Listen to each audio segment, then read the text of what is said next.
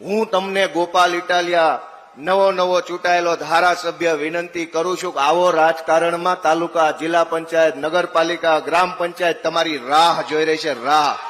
આવો રાજકારણમાં બધા, આવો રાજકારણમાં ક્યાં સુધી સત્યાગ્રહ છાવણી ઉપર બેસશો? અને સત્યાગ્રહ છાવણી પર બેસીને કરેલા ઉપવાસનું નોંધ કોણ લઈ રહ્યું છે? આ તમારો ભાઈ ગોપાલ ઇટાલિયા.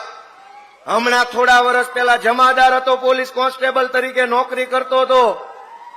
એવા મોટા 8 પાસ ને 9 પાસ ને 10 પાસ ને કદાવર નેતાને સલામું મારતો હતો તમારો ભાઈ. પછી નિર્ણય કર્યો કે 8 પાસ ને સલામ મારવા કરતા હું એ જગ્યાએ હોઉં તો કેવો રૂપાળો લાગુ.